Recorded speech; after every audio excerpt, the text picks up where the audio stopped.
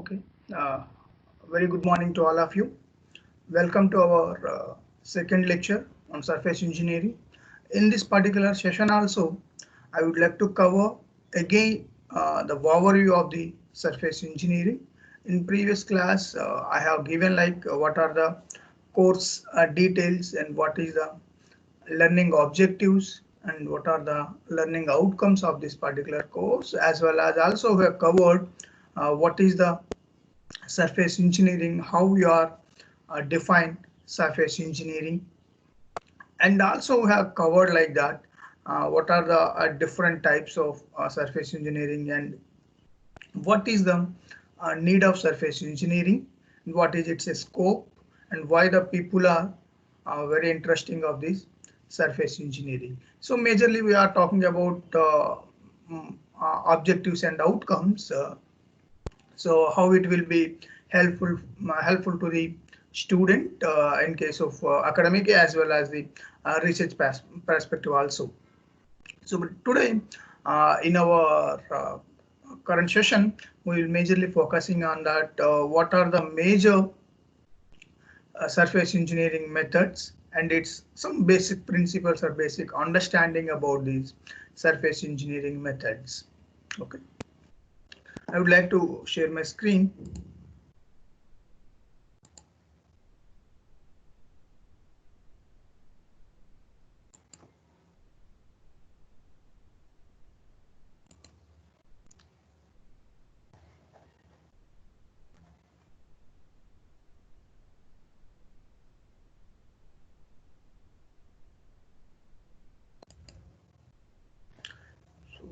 Is it visible clearly? Yes, sir, it is visible. Screen is visible clearly. So please respond in the chat box or maybe. Okay. Okay, then we will move on that.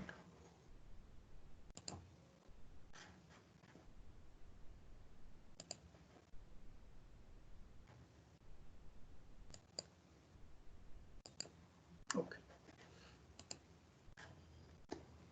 So in previous session, I have posted a question like that. Why you people are interested in surface engineering? What exactly the motive force to choose this particular course? Because and we have another courses also there like engineering in motion. So how why the people are choosing this particular surface engineering course? So I think if you have time while class is going on, you please write in the chat box. I will read it. So because I would like to know about why the people are interested in that. Okay, so we'll move on this course. So in previous class, I had discussed about the surface engineering. So once again, we will try to touch that definition. So because it is very, very important because a lot of the people are thinking about so once you modified the surface, whenever you want to change the modifications in the material, people are thinking about that there is a modification in the bulk material. But in case of surface engineering, we are not modified anything in the bulk material part. We are majorly focusing on the but we're trying to modify only surface characteristics. Always we are trying to modify only the surface characteristics as per the needs. So it's always increasing the or enhance the life of the engineering product. So maybe life nothing but you maybe improve the hardness properties or improve the wear properties, toughness, or any mechanical properties, or maybe tribological properties, optical properties, thermal properties. All these kind of properties you can enhance by modifying only its surface. So because whenever the material maybe failure due to external loads, so definitely by modification of its surface, you can enhance the life of the product. But here, why the people are targeting only the surface? So why not bulk material changes? Because you know that whatever the external loads or anything directly affect on the surface. So means if you protect the surface, then it will directly affect the entire product. So that is the reason why the people are trying to modify only surface. And another thing, if you modify the entire component, then cost is also very high. So to reduce the cost, if you modified only the surface, so there is a both advantages. One is the cost as well as you are getting a better performance of the product. Nothing but you can improve the product of the line. So then, so we'll see that the major need, like you can go for that old and worn components. You can modify your old components as well as the worn out components. Nothing but which material may be lost during the direct contact. So like gears and all the things. Yesterday I have shown like that spar. So you can see that this is the in hydraulic turbines we are using this. So this is the worn out component. So because of this worn out component, if you modify the surface, again you can reuse the component. So means obviously what you're modified something the surface and increasing the life of the product. And there is another thing. This is the new component. At the new component also you can modify only surfaces by the hardening method. So this is the one of the flame hardening method. So by this flame hardening method, we have modified only outer surface. So inner surface is still soft. So because that is our requirement, as per the need, you have to modify it. So our need is only modified outer surface. Why you are trying to modify only outer surface for the gear components? Because the gear components majorly contact outer sides. The two gears are meshing out each other. So then only the forces are friction generated only outer surface. So that is the reason why if you are trying to make the component very hard, then obviously the wear rate will be decreased. Then life of the component will increase. So that is the reason why you can modify the outer surface. So see, this is the worn out components.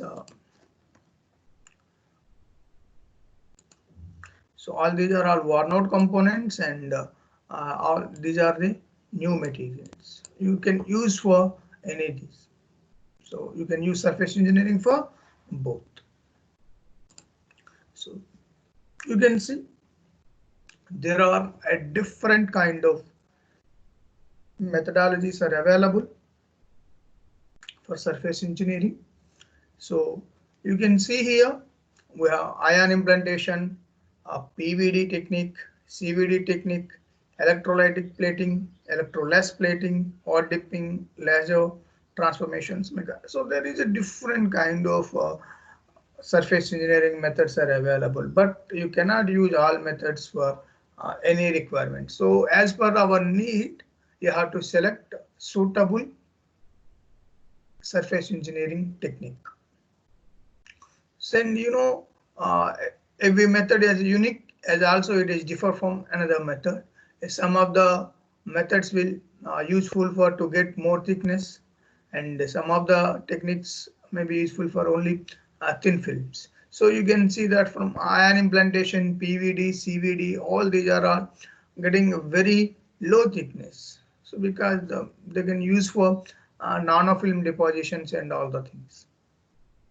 So no need here you cannot get, you may get micro, but it is high cost. So that is the reason why the people are going for nanofilm coatings, and also you can control very easily here. A lot of process parameters will be there. That is the reason why you can easily control the thickness of the deposition layer. So, and we have some more techniques like nitriding, carburizing, and all the things because we are using these for general purpose.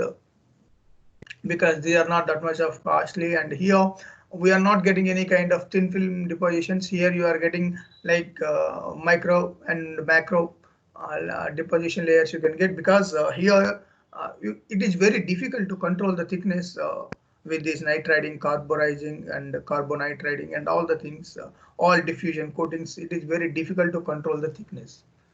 So here you are getting micro coatings as well as the macro coatings, and also you have weld overlays, nothing but we are called it is like claddings. Here you are getting more than 10 mm and all the things.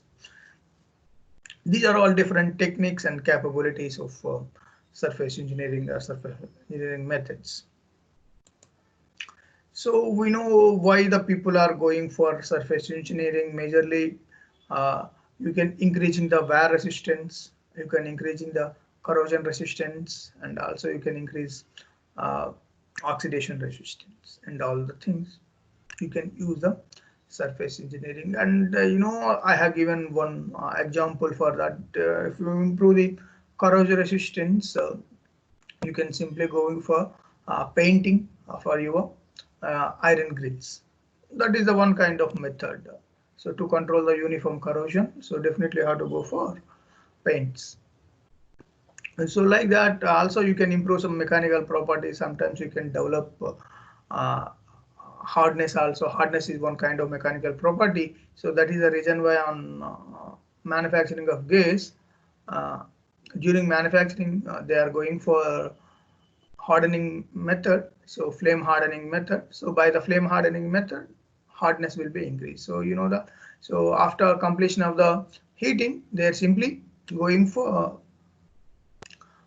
like quenching operation. So obviously what happens that austenitic means the transformation will be takes place from austenite to martensite phase. So martensite phase is the one of the hardest phase, and austenite phase is a tough phase. So like that, outer structure is simply converts into transformed into martensite. So obviously outer surface is very hard, but gear inner is that it's soft, remaining it is soft, but outer is very hard. So like that you can simply modify our mechanical properties, like you can change the electrical properties, electronic properties, thermal conductivity, insulations. You can modify anything only by deposition on another layer on your substrate. And also you can decreasing the friction coefficients, because you know that once you reduce the friction coefficient, then obviously it will act as a lubricant. So obviously what happens, the heat generation will be reduced, then obviously you can reduce the material loss, means finally that will affect the increasing the wear resistance. So see, and also you can improve the aesthetic characteristics, nothing but appearance, getting a very good appearance. I have given one example. There is a rolled gold coatings and all the things. So all electroplating techniques, we are using that to improve the aesthetic purposes, all these kind of jewelry and all the things. So that is also one kind of surface engineering, aesthetic purposes. These are the major purpose of surface engineering. So you please remember that, because once you clearly understand that why you are going for surface engineering, then only you can easily understand that different kind of process and different kind of mechanisms, and what the interface between the substrate as well as the deposition layer and all the things. So these are all classifications in previous session also I have covered. So see, majorly three categories. One is that there is no change in the dimension, and another is that removing, and third one is that adding. So here you can modify your surface in first thing. In case of A, the first one, here you can modify your surface, but there is no change in the dimension. That is a very important. So how you are going for that, either you can change the microstructure, otherwise you can change the composition.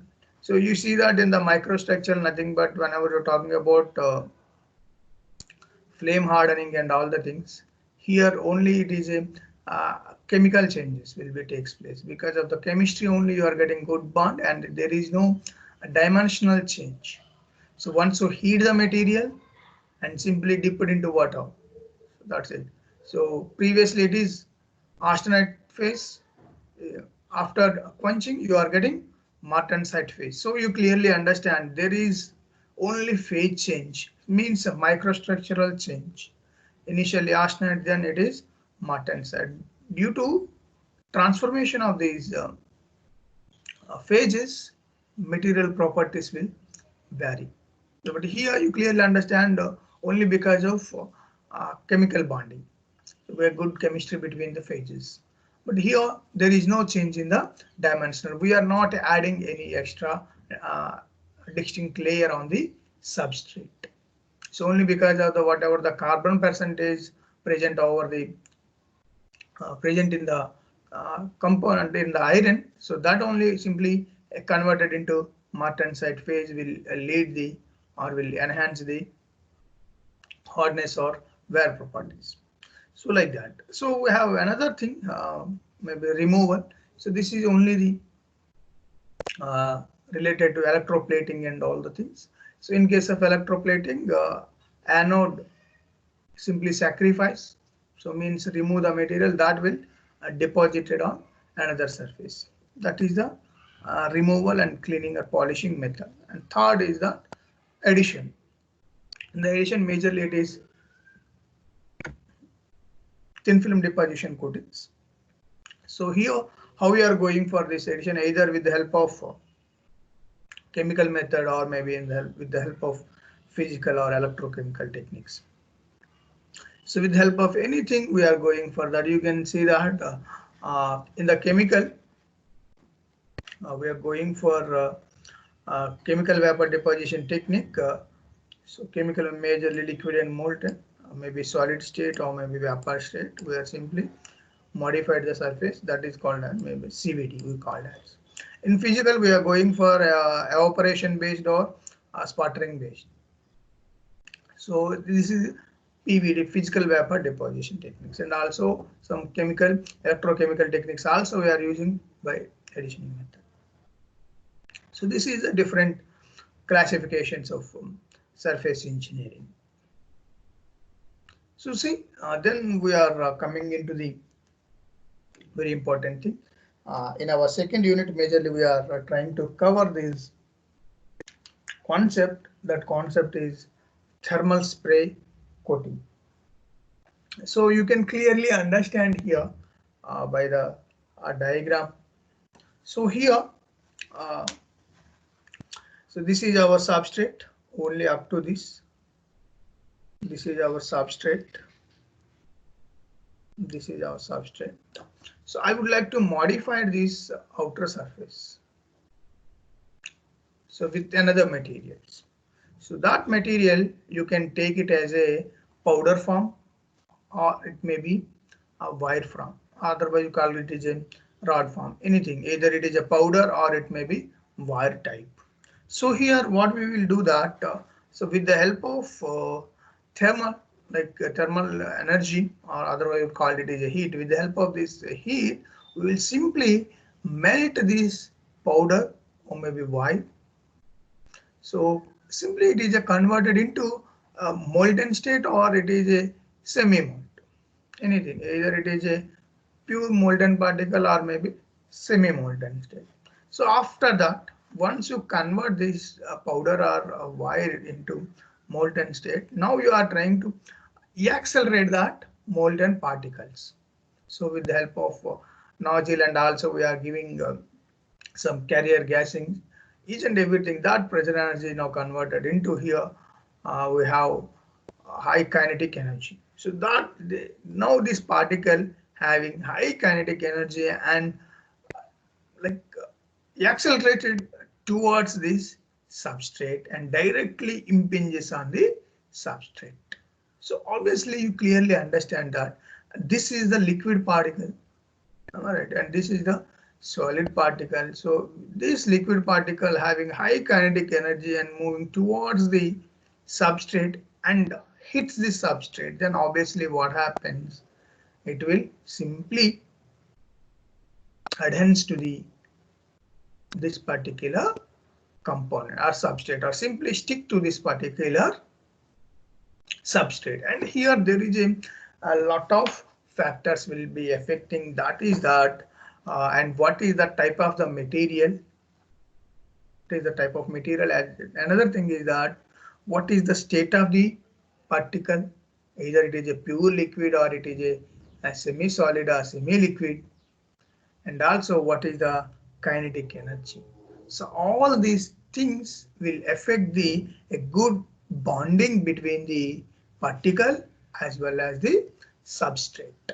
And also another thing is that surface energy. Surface energy also plays a very high role here. So I think I will give a very small example so everyone know about that. If there is one drop of water, if you simply fall on the lotus leaf, what will happen? Did you get good bonding between the lotus leaf as well as the water droplet? It is not possible. You never get any good bonding. But here you can clearly understand that there is a one particle with high kinetic energy. If it simply impinges or hit on the substrate to get a good bonding, then definitely one of the important factors is the surface energy. Then obviously surface energy will vary with respect to the different kind of bondings. If it is a covalent bond, the surface energy is different. If it is an ionic bond, if it is a metallic bond, then obviously the surface energies will be vary with respect to the bonds.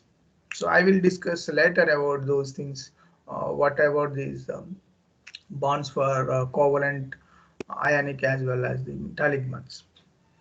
But you can clearly understand that. So, and also there is another important thing, that is the wetting angle. So that is called as wetting angle. So you can see that if this is our substrate and this is our substrate, so particle will comes like this.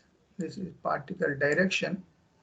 So if hit, so if it is the particle is like this, so this is the wetting angle is the 0. So if wetting angle is 0, then obviously you never get a good bond between the particle as well as your substrate.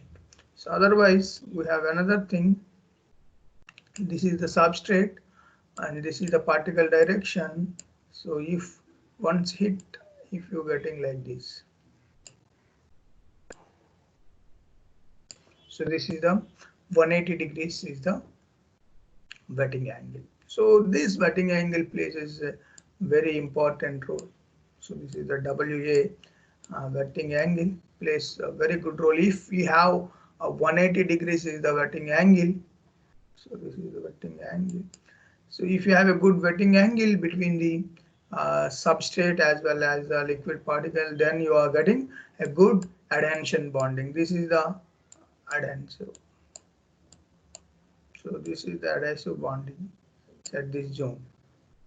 So to improve this one, definitely you require a high wetting angle. So all this wetting angle is always depends upon the type of the surface of your substrate as well as the state of the molten liquid particle. So once like this, what happens?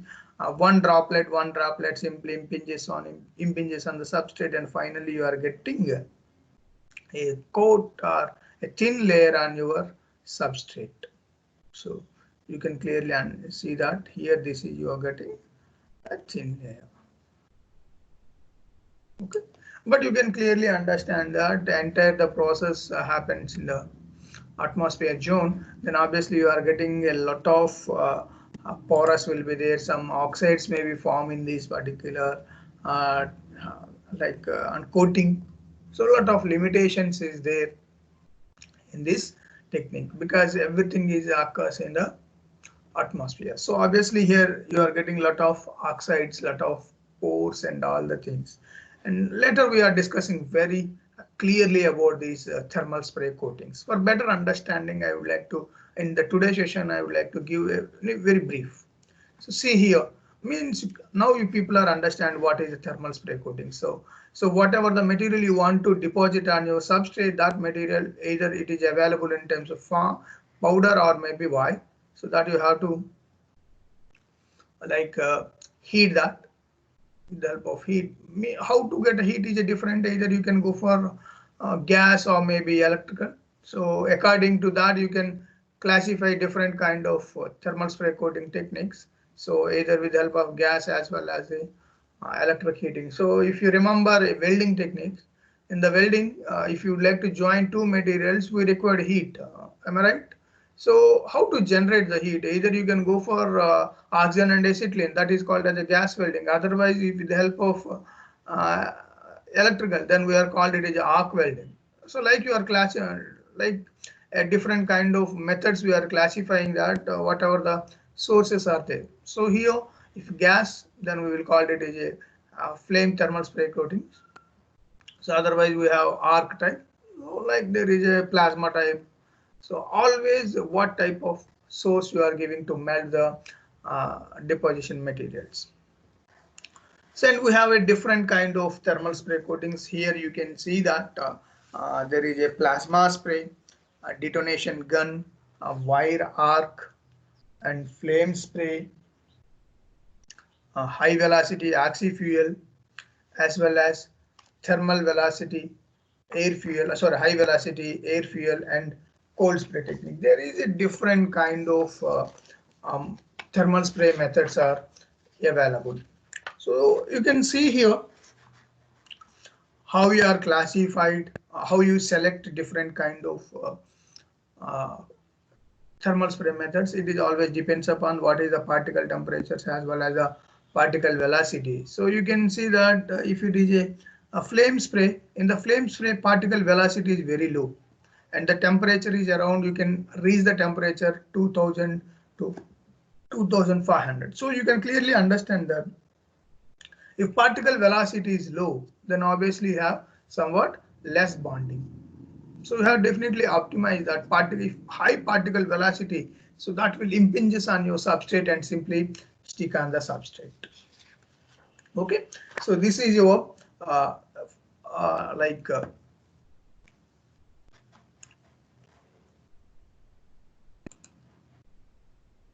so this is about the thermal spray coatings. So then we will move on to another one. So this is the electroplating. So you can see that electroplating. So I think in your intermediate level we have discussed, I think you have learned this electrochemical coatings. So for this electrochemical coatings we require DC source, and this is our the DC source. This is the DC source and we have one metal here and another metal here. Okay. So so what happens here?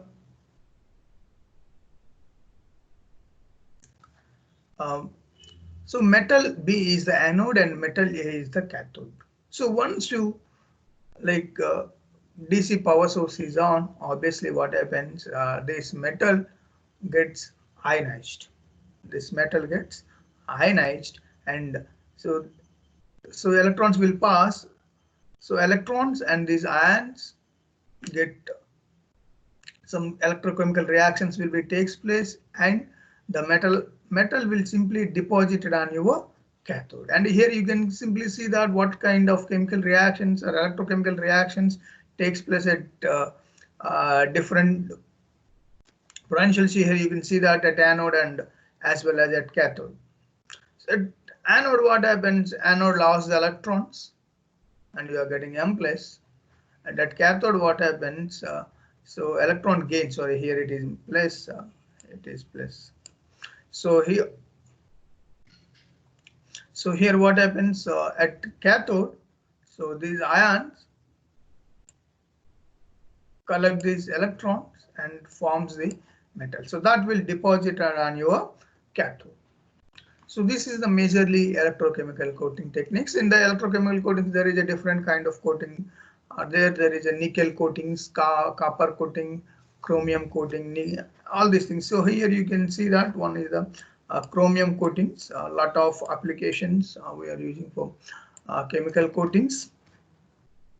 So or like at your home appliances, you are using that. That is the reason why you are getting a high, very shiny components at your like bathroom and all the things. You can see this shower and all the things. There are chromium coatings, and there is a two advantages.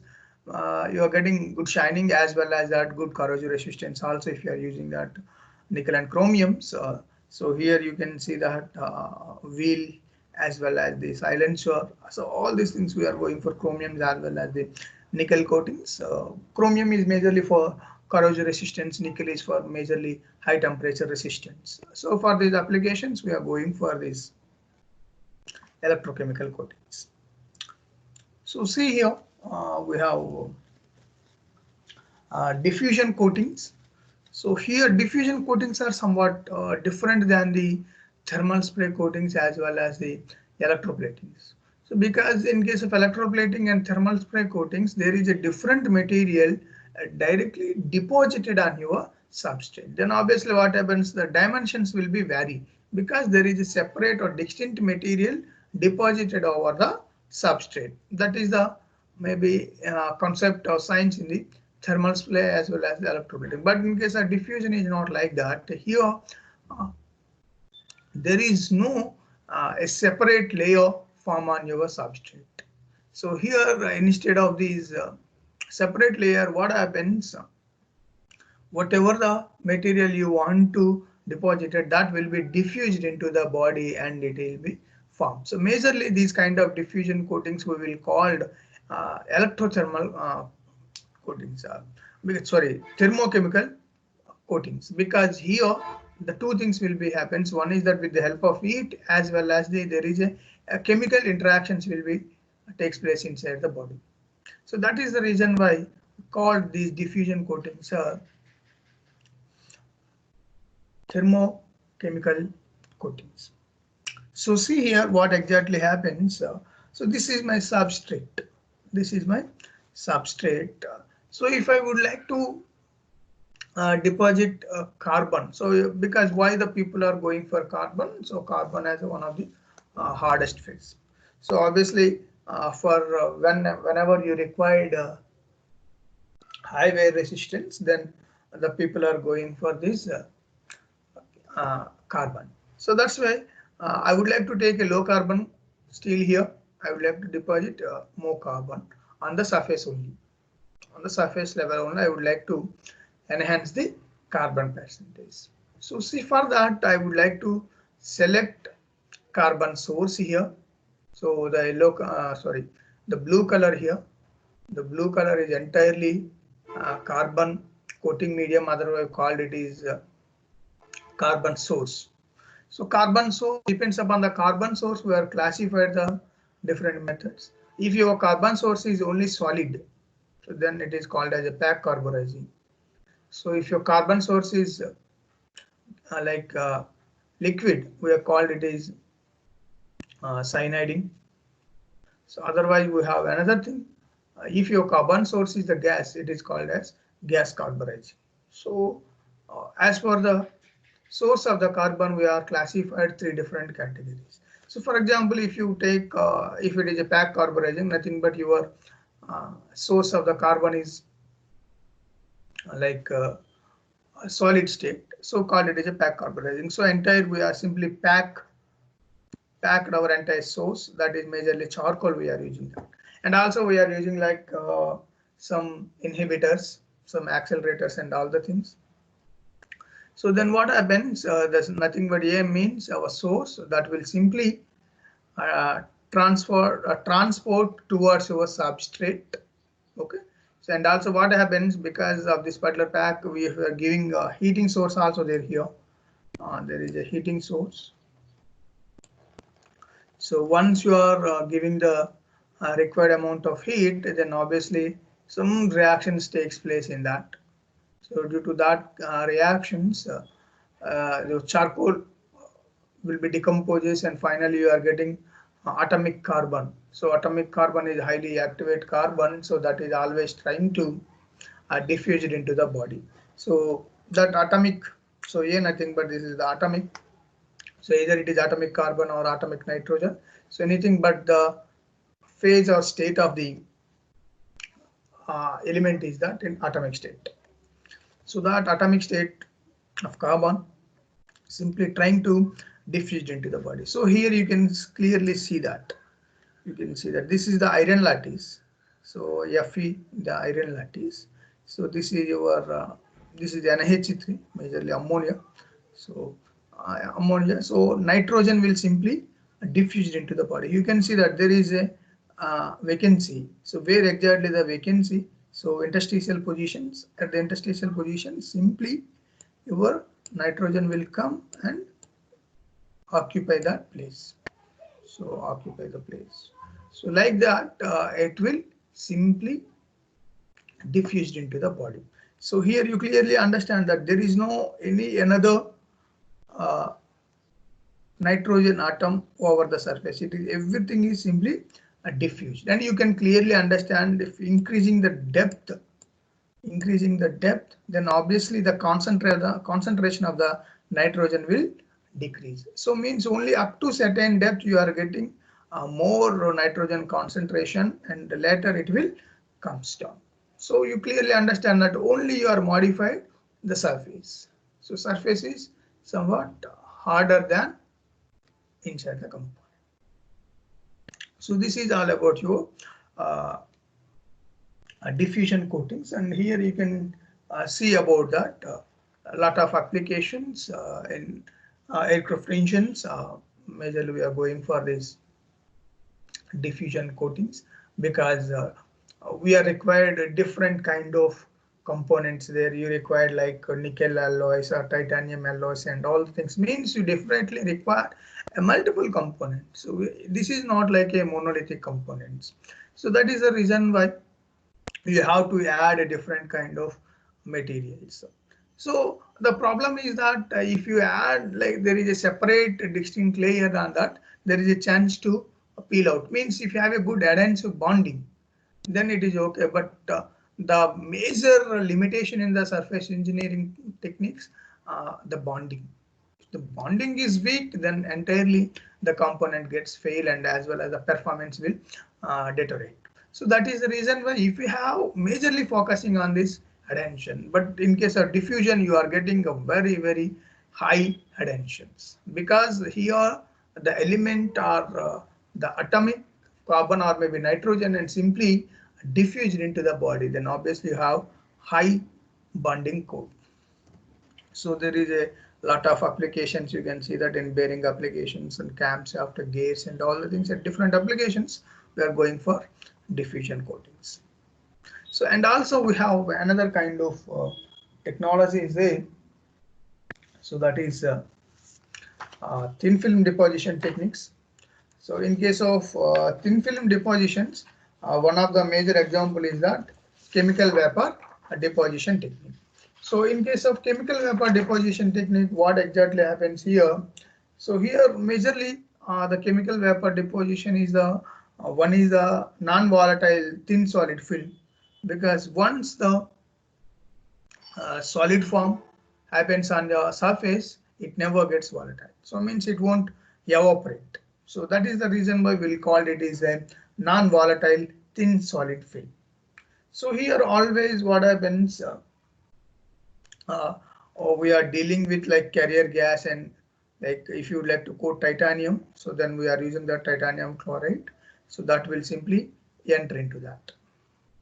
So you have whatever the, so you can see that there is a titanium chloride and carrier gas enter into this particular chamber, and here outside of the chamber we are simply heating that. Due to that heat, it will decompose and you are getting a titanium. So that titanium will simply deposited on the components. You can see that there is a different kind of components placed over here. So then titanium simply deposited over the surface. Then you getting that there is a chemical reaction takes place here. Then obviously byproducts will come that. Then this is the byproducts come out. So but before entering into the atmosphere, definitely you have to use that exhaust scrubber, because there is a chance to comes that hazard gases. So means you have to check here.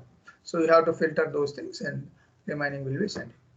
So like that, you can go for this chemical vapor deposition. So here, because of these process parameters, you can simply control the thickness. So here you can simply deposit it in nano coating. So you see this particular example here, we are using this CVD technique in case of coating of gas turbine components. So turbine blades, we are going for CVD coatings, maybe thermal barrier coatings. We're going for that for oxidation as well as the corrosion resistance. So this is some introduction to these thin films, and we have another technique is that is the PVD techniques. So PVD technique, nothing but it is a physical vapor deposition techniques. Majorly we are using this kind of technique for cutting tools. So here in case of physical vapor deposition techniques, it majorly involves that physical ejection of the material as atoms or molecules, and condensation and nucleation of these atoms into the substrate. This is a very simple understanding. Here you can see that. So this is my substrate material. I would like to deposit some material on this particular substrate. So for that, what I would like to do that, I would like to take one target material here. I would like to take some target material. So, and what happens? So I will heat this target material. Then obviously what happens? It will, atoms will become, those atoms will simply transfer towards the substrate and simply deposition on your substrate. So this is the one kind of method, that is method called as a ejection, physical ejection. So we are applying some ions. So those ions will heat the target material. So it will release the atoms. Those atoms simply deposited on your substrate. So this is the method, a simple method for physical vapor depositions. But in case of chemical vapor deposition, we are not using any kind of physical interactions. Only because of the chemical interaction, only you are getting good bonding. But here it is a physical interaction. We are trying to eject the material by the physical interactions. And majorly PVD coatings we are using for cutting tools and all the things. So these are all some references.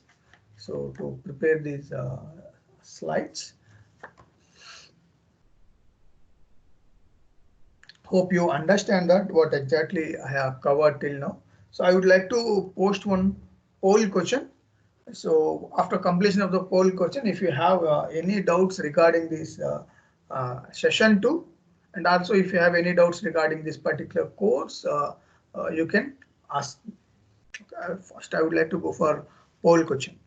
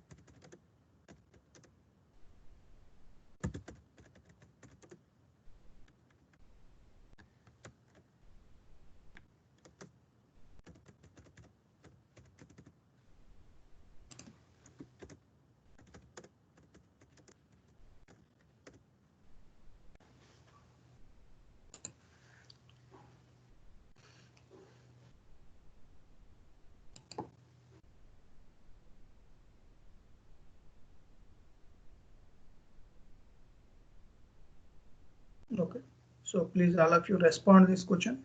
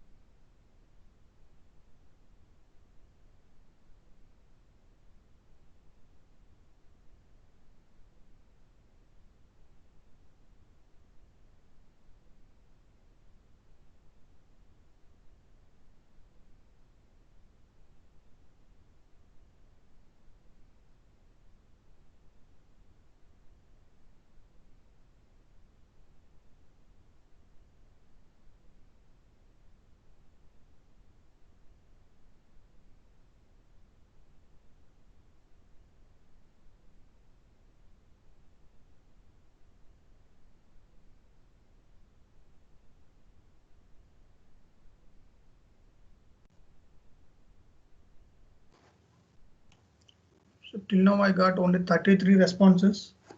So total 47 attendees are there today, but only 47, only 33 are respond. So please respond. So meanwhile, if you have any doubts regarding this subject, then you can simply ask me.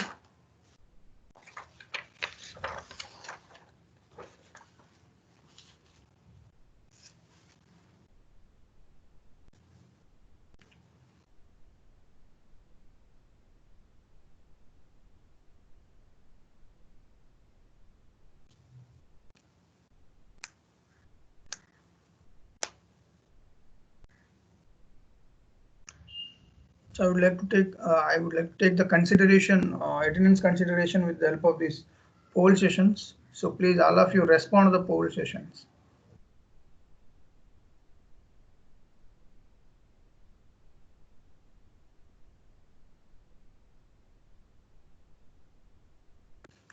And my question is very clear. The question is that what are the surface modifications through techniques such as carburizing, nitriding can lead to? Either it is a phase transformation, so increasing the wear resistance, increasing the surface resistance, or all the above. So please respond your answer. It is 35.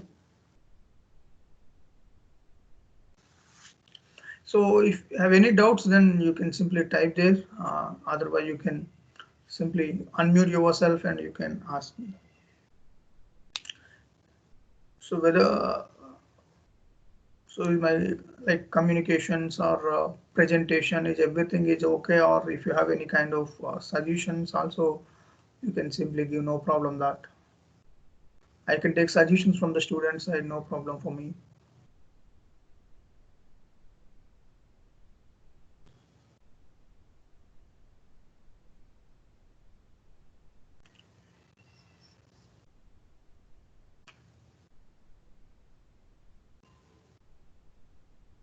So those who are submitted the poll question, as well as those who don't have any kind of doubts for the current session, you can leave the class.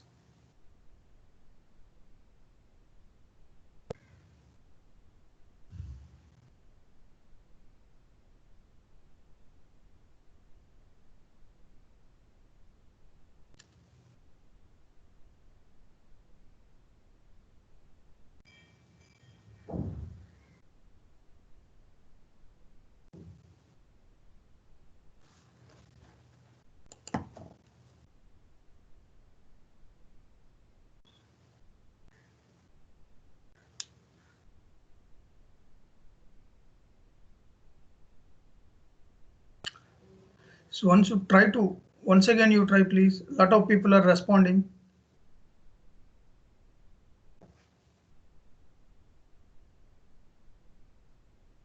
So roll number B9. So try once. So still the people are responding that question. So I got 39 responses. You may see on the screen also.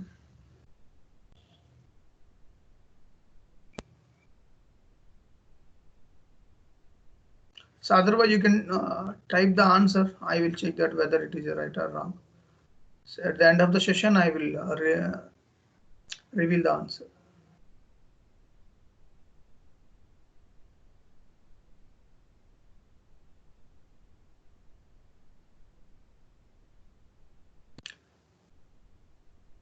So those who are not getting like a submit option, you may simply type your answer here. No problem in that.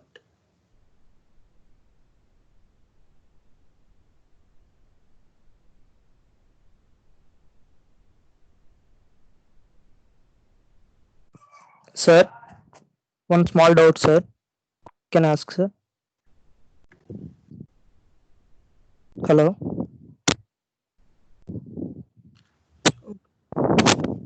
Around 42 people are there. So today I would like to close my session. So the answer is that option 4, that is all the above. So here, whenever talking about this carburizing and nitriding, this is the phase transformations or chemical interactions will be there. And also it will improve the wear resistance as well as improve the surface hardness also. So that's why the option is that all the above is the correct option. So thank you for attention, for your kind attention of this particular session 2. In the next class, we will talk about corrosion and its forms. So thank you so much. So please leave the session, please leave the class and join another class.